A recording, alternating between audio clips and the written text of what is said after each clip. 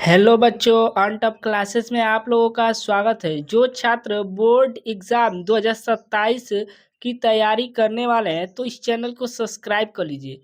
ये आप लोग के क्लास 10th के विज्ञान का फर्स्ट चैप्टर होने वाला है, प्रकाश का परावर्तन। ठीक है, तो देखिए ये एक ऐसा चैप्टर है जो कि आपके बोर्ड एग्जाम में इस चैप्टर से 7 से 8 अंक का क्वेश्चन आता है।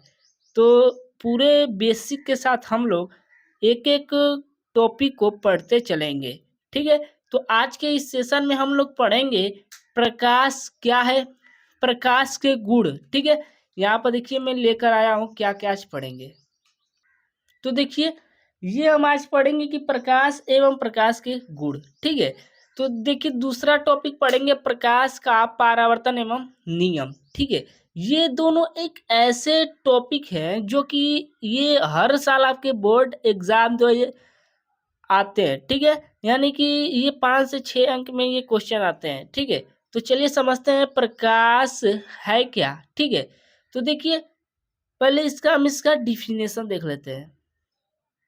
तो देखिए मैंने सबसे आसान डिफिनेशन लगाया है कि प्रकाश, ठीक है, इंग्लिश में इसको लाइट कहते हैं। ठीक है, तो देखिए प्रकाश एक प्रकार की ऊर्जा है। ठीक है, जो वस्तुओं को देखने में सहायक होती है उसे प्रकाश कहते हैं। ठीक है, तो देखिए आप लोग जहाँ बैठ कर पढ़ रहे हैं, ठीक है, तो अगर वही आप लोग के घर में अंधेरा हो जाता है तो आप लोगों को कुछ नहीं दिखाई देता है। और जैसे ही बल्ब जो अब लाइट होता है आपके घर में वो जलता है तो हमें सभी वस्तु क्या दिखाई देते हैं, यानी कि बल्ब से क्या होता है, प्रकाश निकलता है। ठीक है, और जिससे कि क्या वस्तुएं हमें दिखाई देती है। ठीक है, तो मैंने सबसे सिंपल भाषा में मैंने कहा है कि प्रकाश एक प्रकार की ऊर्जा है जो वस्तुओं को देखने में सहायक होती है।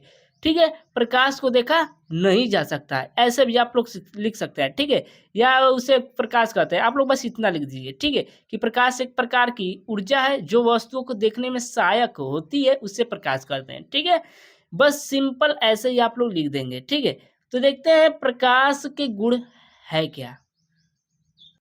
देखिए प्रकाश के गुण, ठीक है, इंग्लिश में इसको कहते हैं प्रॉपर्टीज ऑफ लाइट। ठीक है, तो देखिए पहला लिखिएगा कि प्रकाश, ठीक है, सीधी रेखा में चलता है, यानी कि जो प्रकाश होता है ये सीधी रेखा में सदैव चलता है। ठीक है, अब देखिए दूसरा लिखिएगा मोस्ट इम्पोर्टेंट है कि निर्वात में प्रकाश की चाल 3 × 10⁻8 मीटर प्रति सेकंड होती है। ये मोस्ट इम्पोर्टेंट है जो कि 1 नंबर में आपके बोर्ड एग्जाम में हर वर्ष किसी ना किसी सेट में आता है। ठीक है, तो बोर्ड एग्जाम 2027 में भी ये आ सकता है। ठीक है, तो इसको आप लोग ध्यान रखिएगा। ठीक है, तीसरा है कि प्रकाश का परावर्तन होता है। ठीक है, यानी कि जो प्रकाश होता है ना इसका क्या होता है, परावर्तन होता है। ठीक है, आप लोग ऐसे चौथा लिख सकते हैं कि प्रकाश का अपवर्तन होता है। ठीक है, तो चलिए देखते हैं प्रकाश का परावर्तन की घटना। ठीक है, तो देखिए प्रकाश का परावर्तन, ठीक है, रिफ्लेक्शन ऑफ लाइट इसको इंग्लिश में कहा जाता है। ठीक है, क्या कहा जाता है, रिफ्लेक्शन ऑफ लाइट। ठीक है, तो देखिए ये तो परावर्तन की घटना है। देखिए कि प्रकाश किरणों का किसी तल से टकराकर पुनः उसी माध्यम में लौटने की घटना को प्रकाश का परावर्तन कहते हैं। ठीक है, इतना आप लोग लिख देंगे। ठीक है, तो देखिए ये घटना होता क्या है मैं आप लोग को अभी दिखाता हूँ। देखिए,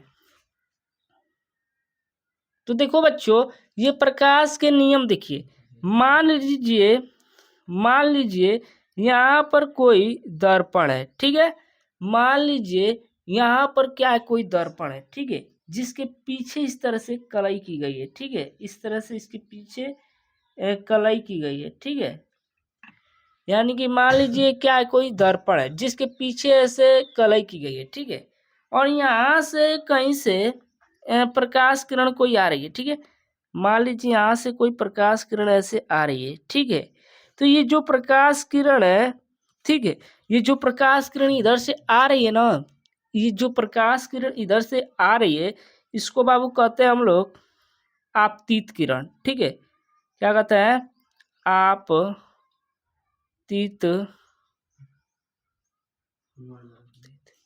किरण। ठीक है, ये क्या है, आपतित किरण है। ठीक है, अब यहीं पर ये जो आपतित किरण है ये आकर इस पर टकरा गई, ठीक है। ये टकराने के बाद अब इस जहाँ से आ रही है ना वहीं पर वापस चली जाएगी, यानी इस पर टकरा कर इसका इधर परावर्तन हो जाएगा। ऐसे देखिए, ऐसे यानी इधर चली गई, ठीक है। यानी इधर चली गई, यानी यहाँ से आई और इस पर टकरा करके इधर चली गई, ठीक है। तो इसको हम कहते हैं परावर्तित किरण, ठीक है। कौन सी किरण कहते हैं? परावर्तित किरण कहते हैं, ठीक है। अब देखिए यहाँ पर अभिलंब खींच दीजिए, यहाँ पर ऐसे, ये क्या है? अभिलंब है, ठीक है। यहाँ पर मैं लिख देता हूं अभिलंब, ठीक है। तो देखिए जो आपतित किरण है ना, तो यहाँ पर जब आ रही है तो यहाँ पे एक कोण बन रहा है जिसको कहते हैं आपतन कोण, ठीक है। ये क्या कहते हैं? आपतन कोण कहा जाता है इसको, ठीक है। जिसको आई से प्रदर्शित करते हैं, ठीक है। आई फॉर इंसिडेंट होता है, ठीक है। तो देखिए यहाँ पर टकरा गई तो इधर चली गई, जब इधर जा रही है तो यहाँ पर भी एक कोण बन रहा है जो कि इसको आर से प्रदर्शित करेंगे, यानी रिफ्लेक्ट हो रहा है, रिफ्लेक्शन, ठीक है। तो जो ये तीनों यहाँ पे एकत्रित होने हैं इस बिंदु पर, ठीक है।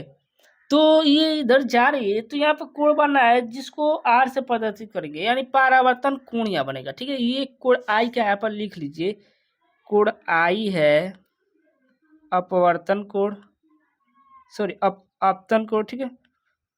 आपतन आपतन कोण, ठीक है। अब कोण आर क्या है? परावर्तन कोण,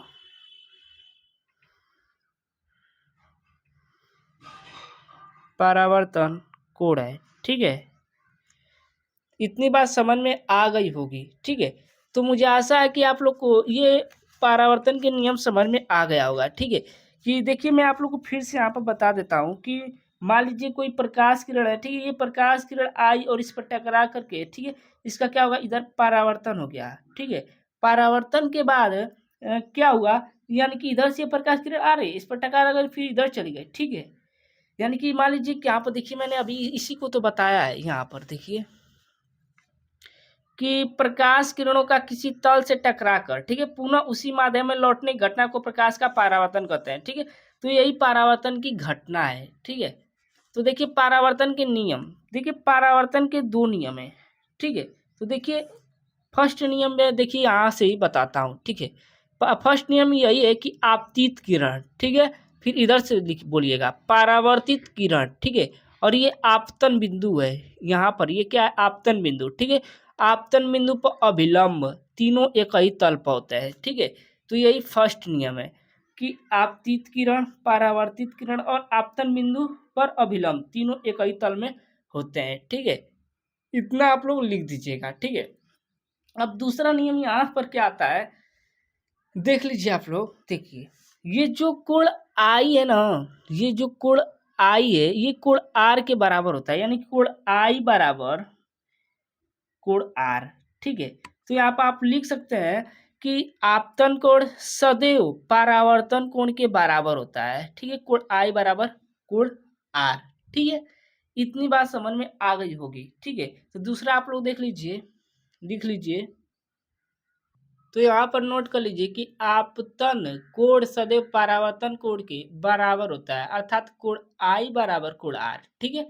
तो बच्चों कैसी लगी ये वीडियो? अगर वीडियो पसंद आई हो तो चैनल को सब्सक्राइब कर लीजिए। और ये टॉपिक इतने मोस्ट इंपॉर्टेंट है जो कि आपके बोर्ड एग्जाम में पूछता है, ठीक है। तो अगले वीडियो में हम लोग गोलीय दर्पण के बारे में पढ़ेंगे।